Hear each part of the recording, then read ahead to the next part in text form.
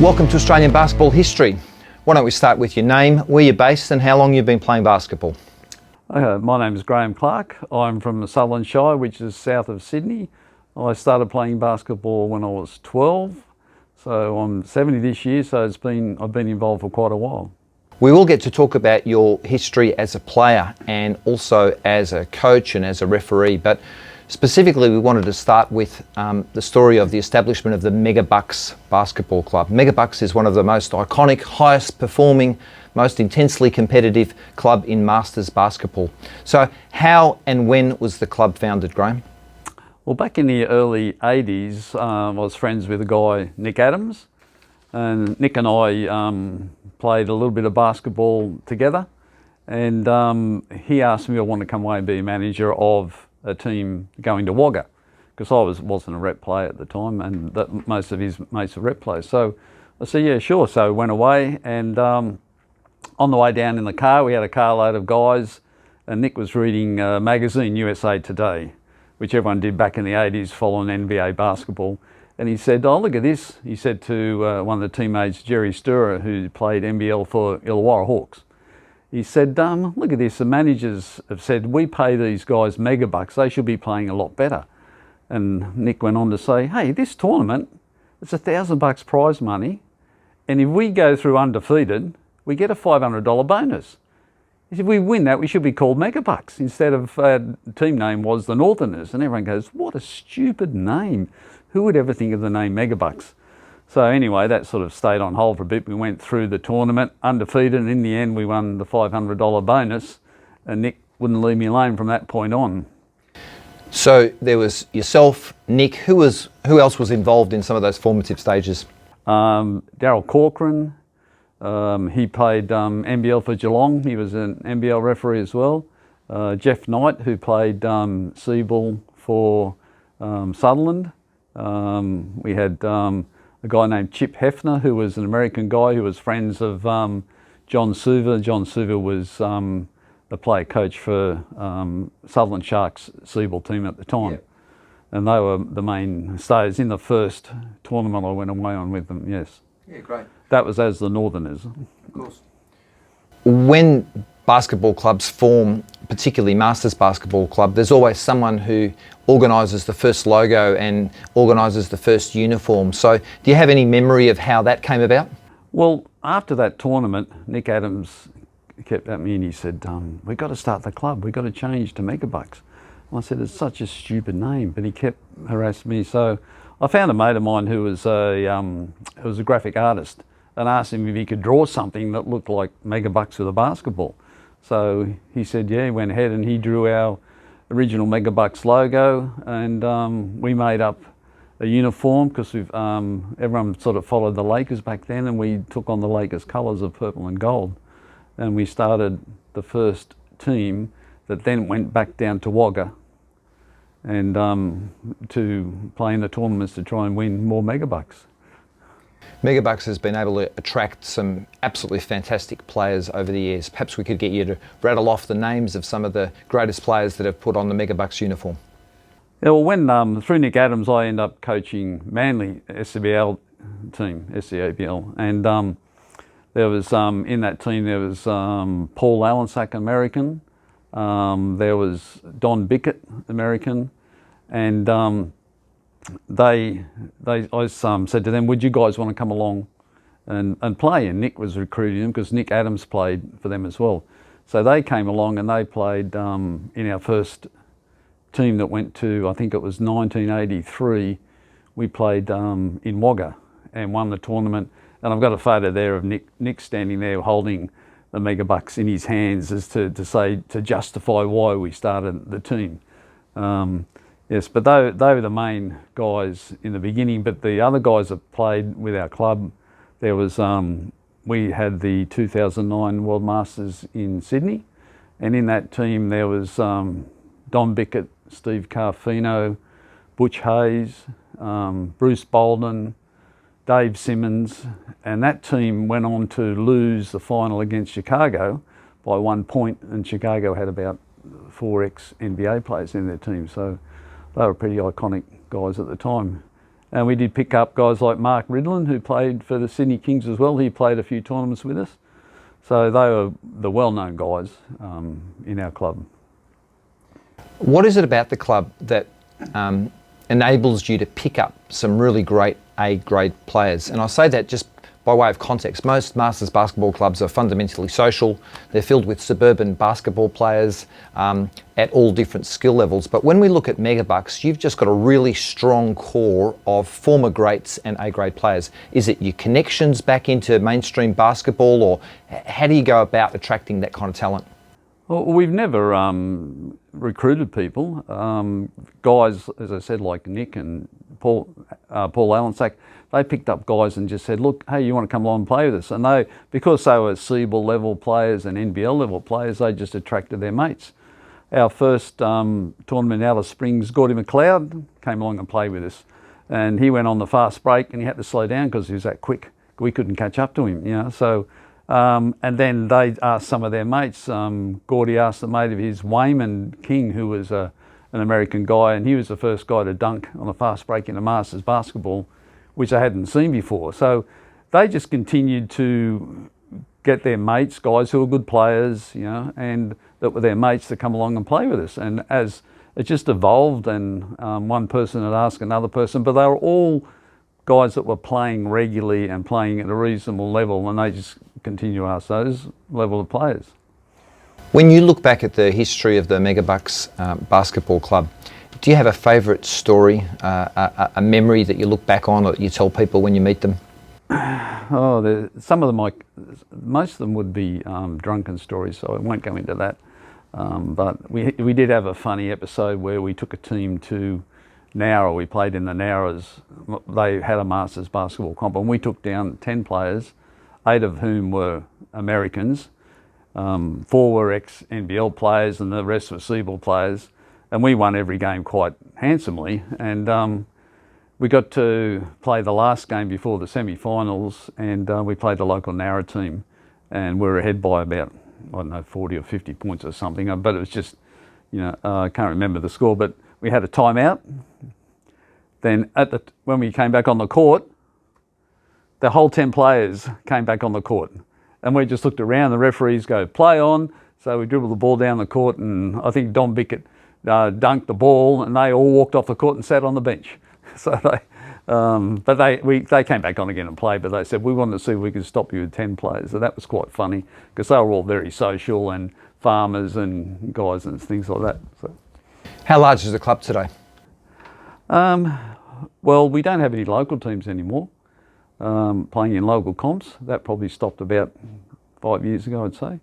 But we have at each, apart from a number of tournaments that are one-offs, we would have, everyone comes regularly to the Pan Packs or the Australian Masters, the Pan Packs especially, and we've got something like 7 to 8 teams going to this Pan Packs coming up in November.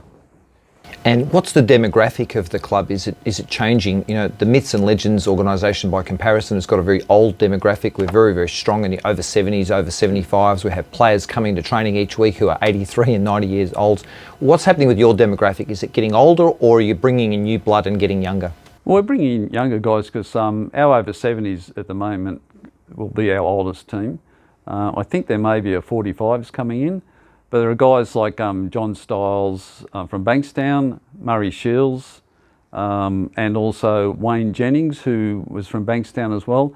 And they've recruited guys from Bankstown area instead of just Southern and City where I've been from, and brought them in. And they've now also got guys from Canberra who are connected to Murray Shiles as well.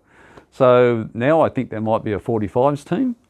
And from 45 to 70, I think we'll have something in the vicinity of 7 or 8 teams. And we've got a couple of guys in our team who are 75 in the 70s, but they could play with other clubs. But when they started playing with us, they wanted to keep playing with us because we do have a good friend. We might be competitive, but we all get on very well. So we have got a rule in our club. It's the no dickhead rule. And if you get a tech foul, you have to buy a carton of beer. Well, then there's no dickheads, but the carton of beer rule is still in place, and it has been taken up by a number of players. So you talk about the no dickhead rule and the carton of beer, but perhaps you could just talk a little bit more about the club culture. There are cultures in Masters basketball which are big drinking, big partying cultures. There are other cultures that are very, very intensely competitive and everything in between. How would you describe the Megabucks club culture? Well, we do the whole gamut. Multi-talented. Well, at the end of every game, a couple of American guys that we picked up from the 2002 World Masters that started, we beat American teams, and they've been playing with us ever since. And they said, we like your club because at the end of the game, Kevin Johnson, who's been a member of our club for 30 years, he goes and buys 100 cans of beer and we drink them out of the back of the car. And we've got a couple of fridges in Kev and my car and we drink those out of the back of the car at the end of the game. And they said, that's what we look forward to the most after the game. So, you mentioned Murray Shiles and John Stiles, a couple of people that I've been spending a bit of time with lately. Are they the driving force behind the club today, along with you, Graham? Well, I used to run everything, you know, and I enjoyed it, but it got too much.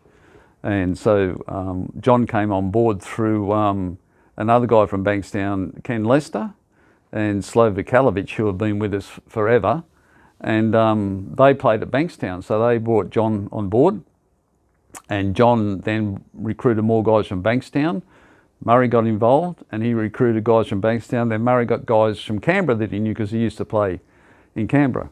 And so they now are looking after, they have sort of allocated someone to look after the lower age groups. And they're really self-sufficient. The new guys from Canberra that come on board have been fantastic. They've really joined the club with it and tried to promote the club as much as they can. And as of last tournament in the Pan Packs, we had our first father-son combination. John Clowry and his son played. His son was 50, and John Clowry played in our over 70. So that's a bit of a coup for our club to have a father-son. And in that particular, we have a dinner. And we had about 110 people turn up to the dinner, and a lot of the new guys didn't know the culture behind the club, and I've told them the origins like we're talking about now, and they're all pretty excited and they're back on board again. Murray Shiles is Australia's nominee for FIMBA and is pulling together lots of teams ahead of Ticino 2025. Murray's got that wonderful organisational backbone. Is I think a project manager or engineer by trade, but he's certainly got that mindset of detail. Perhaps you can tell us about Murray's ability to organise stuff, Graham. Well, Murray's ability sort of goes beyond organisation. We went on a camping tour one time and Murray asked if he could come along with us, and I said, if we could put up with him. And I said, oh yeah, we can put up with you, I suppose. And he sent me, he called it a journeyman sheet, and it showed his every day down to every 10 minutes of what he was going to do: have a coffee break, have a rest, read a book. And I said, we don't stick to plans like that. So if anyone's going to be able to organise something down to the nth degree, Murray could do it. I think he's very anal in that respect. Absolutely. Tell us about your preparations for the 2024 Pan Pacific Masters Games later this year. Okay, well, as I said, the younger guys have organised their teams. They're pretty good, and I don't have to get involved at all. They've organised uniforms. We did have up to about 5 sets of uniforms, and they've sort of filtered down, and we've had to buy new sets of uniforms, so they're all looking after themselves. I'm looking after the 70s along with Kevin Johnson. And as I said, Kev's been with us for a long time. The 65s is now being organised by Michael Stokes. And Michael's been with us since 1996, our first Masters tournament in Alice Springs. So he's looking after that age group. John Stiles is looking after the 60s. And then a lot of the guys from Canberra are running the 50s and 55s. But we're going to have a couple of, I'm pretty sure there's going to be a couple of teams in the 60s and 65s and 50s. I'm not positive, but I don't get involved in that. I let them do their own thing and we all get together. And for me, it's good to take a back seat and not have to organise so much. You mentioned Michael Stokes, and he's been kind enough to let us use his offices today for the purpose of this video. So a subtle little bit of branding for Navigate in the background. Navigate. Thank you, Michael. We recently caught up with Craig Truartha, who's the founder of Adelaide Masters Basketball Club, another iconic club that we compete against at all of the major tournaments. And I was keen to talk about Masters basketball and the differences between Sydney and Melbourne and Brisbane and what's happened in Adelaide. And in Adelaide 10 years ago, Craig and others spoke to Wayville Stadium, and all of a sudden we had an over 50s night and an over 60 night, and then we had an over 70s night, and it's been running for 10 years. Why is it, Graham, that you think we don't have over 50s, over 60s and over 70s as a weekly tournament, as a weekly competition in Sydney, which is a much bigger capital city? From a Megabucks perspective, our guys are spread far and wide. I know they like to get together and play, but the trying to organise everyone to get together in one spot from our club would be very difficult. The local clubs, Bankstown and Southern, only have over 35 comps, and there's not a lot of guys that have sort of come back after they turn 50 because it becomes too hard.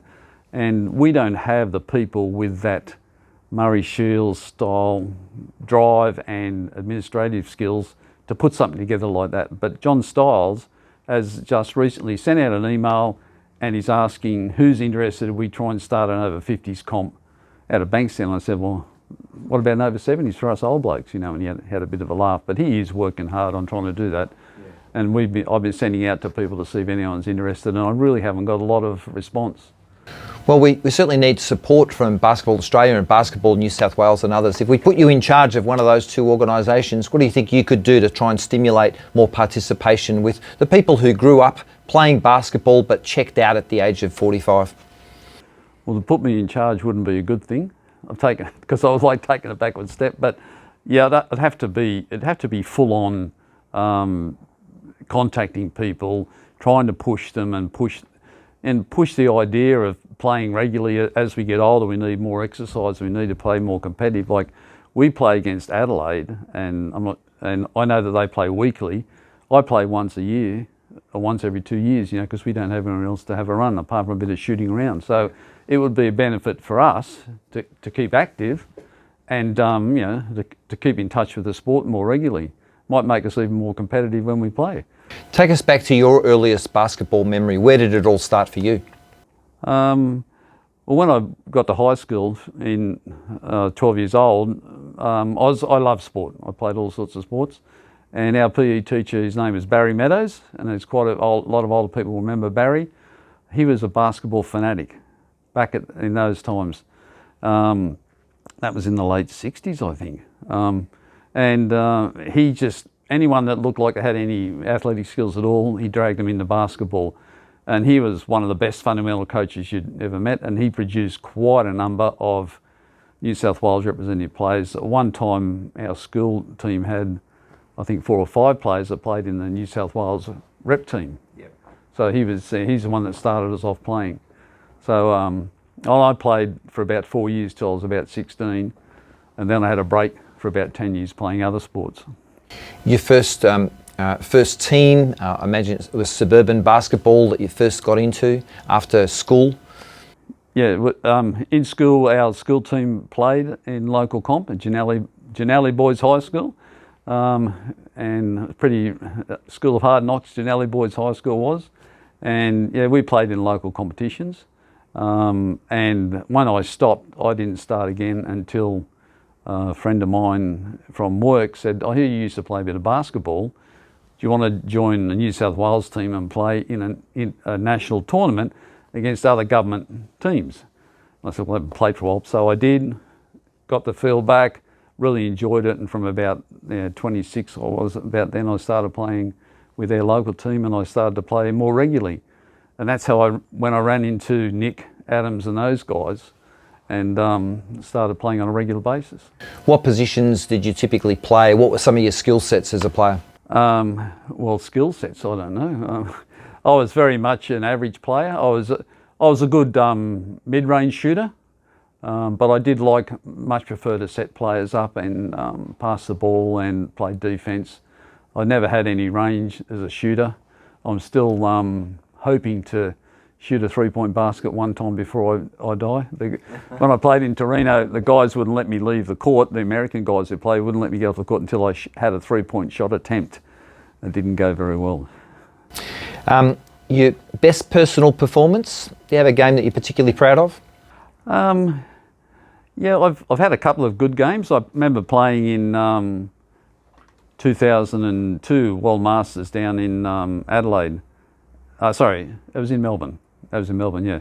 And I had 18 points in that game, which is probably the highest I've ever scored. And a guy from Canberra named Alan Yates, who people might know, he came up to me and he said, "Geez, I didn't think we'd have to mark you. You know, you never shoot that much." And we knocked, by that win, we knocked them out and we went and played in the medal game and they got knocked out. So, but I did have one other good performance when we played Steve Breeny's team in Devonport. And I had 14 or 16 points, I think, in the gold medal game, and we beat them in the gold medal game in Devonport. So they were always a nemesis team of ours. So apart from that, my basketball score's a bit like my golf handicap. I have trouble getting to double figures. So my golf is a bit better than my basketball. Favourite player of all time? Oh, the best player I ever watched play had to be Dwayne McLean. He played for the Sydney Kings and he had silkiest skills and his ball handling ability was amazing. You know, when he put his mind to it, he mesmerised players and just scored on them. He's got to be the most skillful guy I've seen play in all my time. Best player you've ever played with? Don Bicket. And I'm surprised a lot of people don't know Don Bicket, but he played with Illawarra Hawks in the NBL, and they would call themselves the 3Bs. It was Borner, Bicket and Bateman. They were locally known as the 3Bs. Well, he was just a great athlete.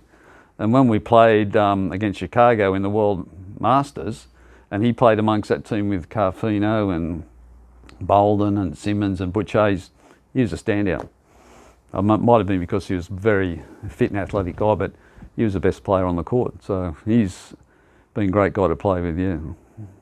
And did you have a favourite team, either domestic or US?